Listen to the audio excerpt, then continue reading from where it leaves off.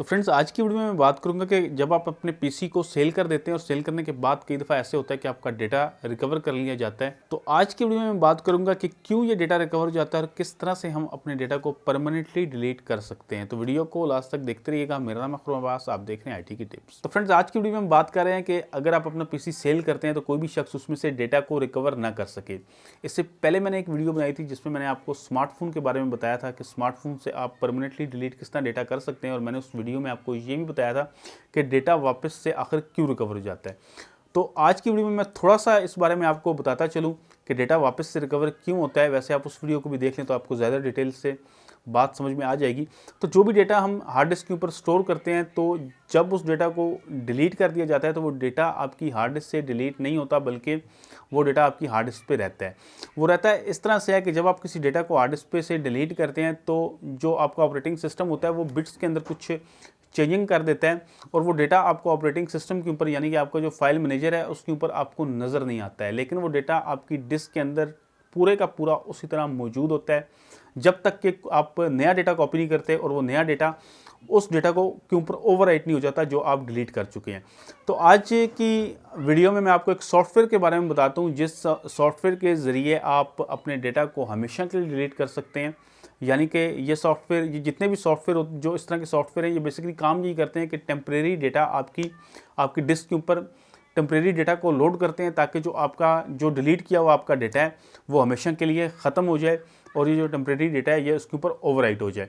तो ये जो सॉफ्टवेयर है इसमें अच्छी बात यह है कि आप इसमें किसी फोल्डर को अगर आप चाहते हैं कि परमानेंट डिलीट हो जाए तो आप वो भी कर सकते हैं। पूरी अगर आप चाहते हैं डिस्क जो है वो परमानेंट मतलब उसका डेटा परमानेंट डिलीट हो जाए वो भी आप कर सकते हैं। तो ये काफ़ी अच्छा सॉफ्टवेयर है और इससे सॉफ्टवेयर को इस्तेमाल करने के बाद ये होगा कि आप इस चीज़ से बेफिक्र हो जाएंगे कि कोई भी डेटा आपका रिकवर हो सकता है। और यहाँ पे मैं आपको एक और बात भी बताता चलूँ कि अगर आपका डेटा कई दफ़ा बाय मिस्टेक आपसे डेटा डिलीट हो गया या आपसे हार्ड डिस्क फॉर्मेट हो गई, तो अगर आप उसको रिकवर करना चाहते हैं तो उसके ऊपर आप कोई भी नया डेटा कॉपी मत करें।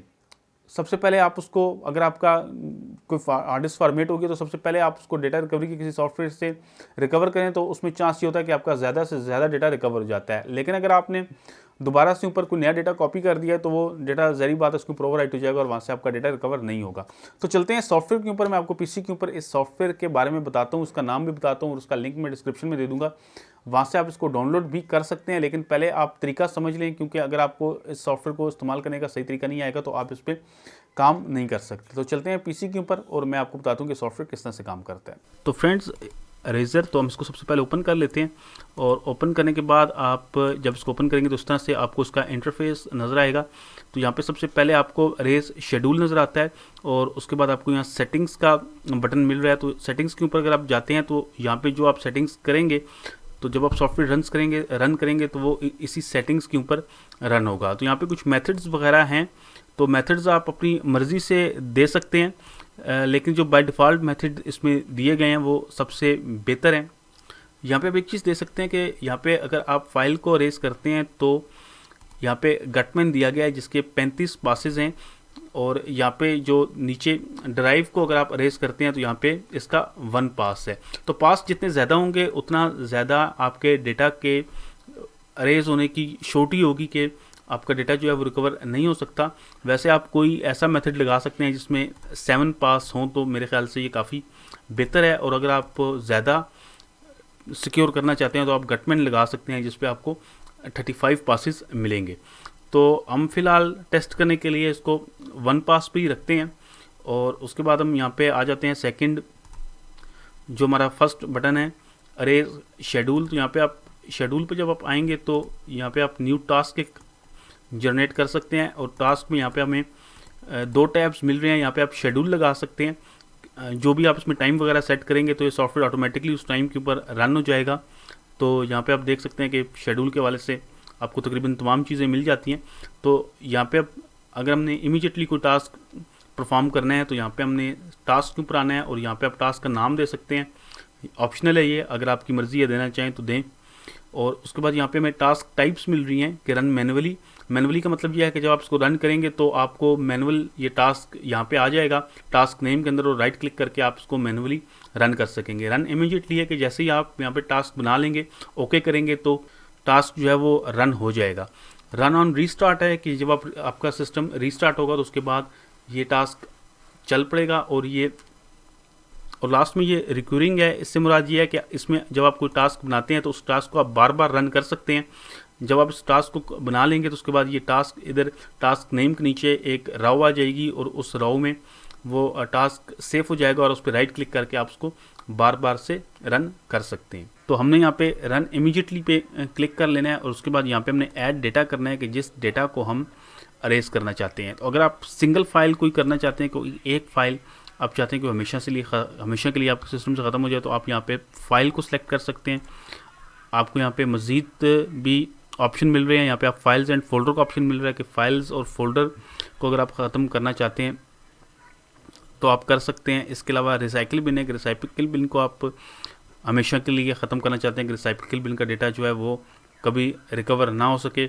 या यहाँ पे ये जो ऑप्शन आप इसको भी इस्तेमाल कर सकते हैं कि अनयूज डिस्क स्पेस के, यानी कि जो डिस्क में आपकी स्पेस बाकी है वो सिक्योर हो जाए, तो वो भी हो सकती है। इसके अलावा यहाँ पे एक सिक्योर मूव का ऑप्शन है कि आप चाहते हैं कि आप एक ड्राइव से दूसरे ड्राइव के अंदर डेटा मूव करते हैं, तो जब आप इसको सिक्योर मूव करेंगे तो वो जो डेटा मूव कर चुके होंगे वो रिकवर नहीं हो सकेगा। इसके अलावा यहाँ पे आखिर में ड्राइव और पार्टीशन है कि अगर आप पूरी पार्टीशन को यहाँ से सिलेक्ट कर सकते हैं कि आप किसी भी पार्टीशन का डेटा अरेज करेंगे तो वो रिकवर नहीं हो सकेगा। पहले हम एक ड्राइव के अंदर से कुछ डेटा को फॉर्मेट करते हैं और उसके बाद उसको रिकवर करते हैं और उसके बाद हम सॉफ्टवेयर को चलाएंगे और फिर हम दोबारा उस डेटा को रिकवर करेंगे।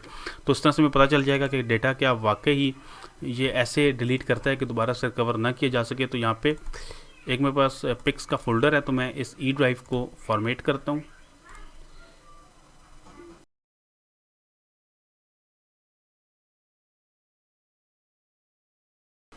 ये ई ड्राइव फॉर्मेट हो गई, खाली हो गई। तो यहाँ पे हम डिस्क ड्रिल ये एक डेटा रिकवरी का सॉफ्टवेयर है, इससे हम डेटा को रिकवर करके देखते हैं। ये ई ड्राइव के अंदर हमारा डेटा था और यहाँ पे हम क्विक स्कैन कर लेते हैं।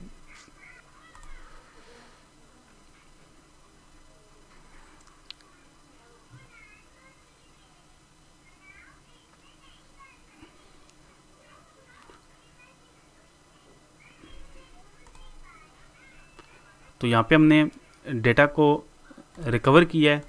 ये आप देख सकते हैं कि ये तस्वीरें थी जो डिलीट हो चुकी थी। ये वही तस्वीरें हैं जो वहाँ से हमारी ई ड्राइव से डिलीट हुई थी और ये मुकम्मल तौर पे देखें आप, ये रिकवर हो चुकी हैं। ये आप देख सकते हैं। तो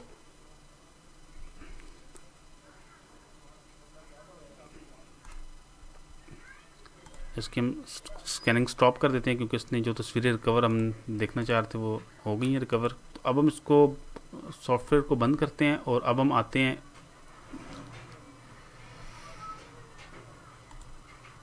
इस अपने सॉफ्टवेयर पर। तो यहाँ से हम पार्टीशन सेलेक्ट कर लेते हैं। ई की पार्टीशन हमने सेलेक्ट कर ली और यहाँ पे मेथड जो है ये आप डिफ़ॉल्ट ही रहने दें, वैसे आप मज़ीद मेथड्स भी चेक कर सकते हैं। या अगर आप ज़्यादा सिक्योर चाहते हैं तो यहाँ पे आप गटमैन को सिलेक्ट कर सकते हैं। तो ये आपने यहाँ पे ऐड कर दिया और यहाँ पे हमने रन इमीडिएटली करना है। रन मैनुअल करेंगे तो ये टास्क के अंदर आ जाएगा और यहाँ पे आपको मैनुअली इसको रन करना पड़ेगा। तो हम यहाँ पे रन इमीडिएटली कर लेते हैं और ये प्रोसेस जो है ये रन, इस पर थोड़ा सा टाइम लगाएगा क्योंकि हम पूरी पार्टीशन को रेस कर रहे हैं और गटमैन के ऊपर ज़्यादा टाइम लगाता है क्योंकि ये ज़्यादा सिक्योर मेथड है। तो यहाँ पे अरेज का जो प्रोसेस है वो कंप्लीट हो गया है और यहाँ पे मैंने इसका मेथड चेंज किया था, इसको मैंने डिफ़ॉल्ट कर दिया था क्योंकि वो गटमैन के ऊपर बहुत ज़्यादा टाइम लग रहा है। तो आप ये बात ध्यान में रखें कि अगर आप गटमैन का मेथड इस्तेमाल करते हैं तो उस पर आपको एक पार्टीशन पे 5-6 घंटे तकरीबन उस पर इतना टाइम लग सकता है। तो डिफ़ॉल्ट पे जो है वो काम जो है वो जल्दी हो जाता है। तो ये पार्टीशन जो है ये यहाँ पे कम्प्लीटली अरेज हो चुकी है। तो अभी हम उस पार्टीशन को देखते हैं। तो यहाँ पे ये पार्टीशन थी, ये नेगेटिव हो गई है, तो इसको हम दोबारा से फॉर्मेट करेंगे और अब हम यहाँ पे दोबारा डेटा रिकवरी करके देखते हैं कि जब पहले हमने डेटा रिकवर किया था तो फौरी तौर पे हो गया था। तो अभी हम देखते हैं डेटा रिकवर करके कि डेटा हमारा रिकवर होता है या नहीं होता। तो ये ई पार्टीशन है हमारी और यहाँ पे हम इसको डीप स्कैन कर लेते हैं।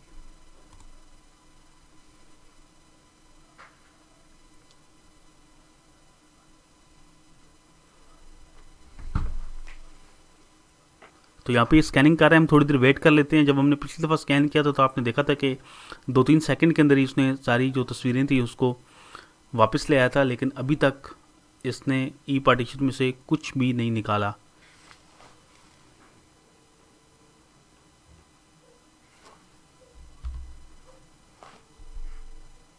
तो यहाँ पे इसको किसी भी किस्म की कोई फाइल ई ड्राइव के अंदर नहीं मिल रही है, तो उसका मतलब ये है कि इसने तमाम जो ई ड्राइव है उसका डेटा अरेज कर दिया है और अब किसी भी सॉफ्टवेयर, किसी भी रिकवरी के सॉफ्टवेयर से यह डेटा रिकवर नहीं हो सकता। तो इस तरह से आप इस सॉफ्टवेयर की मदद से अपनी तमाम फाइल्स को सिक्योर कर सकते हैं डिलीट करने के बाद, कि वो फाइल्स जो हैं वो दोबारा से रिकवर ना हो। इस सॉफ्टवेयर का लिंक मैंने डिस्क्रिप्शन में दे दिया है, वहाँ से जाके आप इस सॉफ्टवेयर को डाउनलोड कर सकते हैं और आप इसको यूज़ कर सकते हैं। तो दोस्तों उम्मीद करता हूँ कि मेरी आज की वीडियो आपको पसंद आई होगी। अगर आपको टेक्नोलॉजी के अंदर इंटरेस्ट है और आप टेक के वाले से इस तरह की मज़ीद वीडियोस देखना चाहते हैं तो आप मेरे चैनल IT टिप्स को सब्सक्राइब कर सकते हैं, साथ में बेल आइकन का बटन दबाएं ताकि आपको आने वाली नई वीडियोस के नोटिफिकेशन भी मिलते रहें। वीडियो पसंद आई है तो इसको लाइक कीजिएगा, अपने दोस्तों के साथ शेयर कीजिएगा। वीडियो देखने का बहुत शुक्रिया। अल्लाह हाफिज़।